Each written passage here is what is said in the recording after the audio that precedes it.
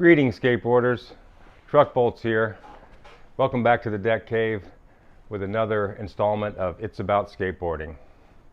This isn't exactly the segment I had planned. I had an unexpected visit from an old friend, Mike Folmer. If you don't know who Mike Folmer is, he's a Florida skateboarder and probably one of the earliest Florida skateboarders to have a national impact, to have an impact in California. I'm talking about in the Vert skate park days. There might have been like Bruce Walker earlier, but he's definitely one of the earlier pros to make an impact. And while I had him here, I mic'd him up real quick and had him share his origin story with us. And if you don't know what I mean by origin story, you can watch episode 2 and I'll tell you what that is. So, also, as an added bonus, I happen to have his original pattern for his first pro model for Sim Skateboards. And it's a little known fact that the shape that he designed for that model would later on go on to be used for the Dave Andrecht and Bert Lamar models that became infamous on the back cover of Skateboarder magazine next to the Brad Bowman board in this beautifully taken product shot, which, by the way, was taken by a man called Tom West. Tom West was a photographer that worked for Vision, other places as well, took many iconic product shots of your favorite products from back in the day. Extremely nice guy, extremely talented, and unfortunately passed away a few years ago, but Tom was a wonderful man, and I'd like to give him a shout out for his wonderful photos, because that photo is what made those boards so iconic. So I digress back to Mike Folmer. So I had that pattern in my archives, and he hasn't seen it since back in the day. So I'm not trying to interview people on this show. More, I just want to talk to them and or not even talk to them, just give them the floor and let them talk to you about skateboarding.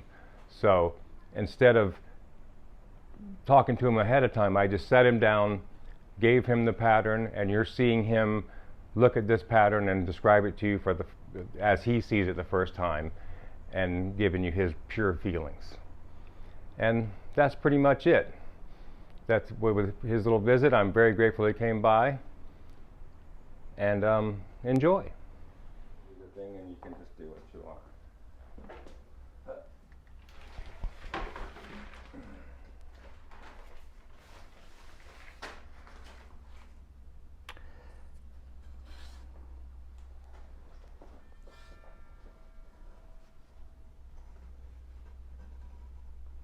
Okay, so what am I doing here? Oh, you're not asking questions? So this shape was my first, I believe, one of my first shapes that Sims did. And I believe the stinger came about because I was hanging out with Stropel and Wally Inouye, and they were, and Stropel's board, caster board, had a stinger, and I liked the way it felt. Maybe because it made the board a little lighter, having a smaller tail. As Wally's board. But didn't Stropel have a? No. Okay. I stand corrected. But then shortly after that, it went to wow, 79. That's when that was, huh? Boy. Faded memories. But fortunately, I did keep one of these original boards. I think this one, the one I had holes here and here, because it was mounted on the banana board, the Sims snowboard. So some of our boards ended up on those as well. That's about all I got to say about that one, Chuck. All right. Okay. Well, give me that. How about this? How about you tell me the first time you ever remember seeing a skateboard and became aware that a skateboard even existed, and what you thought? Did you ride it that day, or what happened? Oh, boy. I'm going to have to jog my memory on that one. I know my first skateboard was a hand cut out shape, because I used to go roller skating in Florida when I grew up in Lake Worth, Florida. there was a little roller rink we went to on Friday nights, and so I cut my skates in half and bolted on my Chicago clay wheels, and just cut out a plywood shape, and just kind of, I think I was from watching guys surf off the Lake Worth Pier, because as a kid I was a little pier rat, a lot of fishing. Would look down, watch guys surfing, and go, man, I want to do that. So maybe when I picked up the surfer magazines, I saw skateboarding, and I think that's how I got my first vision of it. But my first real skateboard was, I'm going to get a buddy of mine in trouble, because Mike Brooks, the guy I skated with, we eventually rode for Nomad Skateboards, but before that, for my 11th birthday, went in to stole the Pro Line waffle deck out of someone's garage. He goes, here, happy birthday. So that was my first board, real board. Oh yeah, one of these. Look at that. Mine was black, but it was an orange one. Mine had a RSI Mach 4s, but yeah, that was a, oh shit.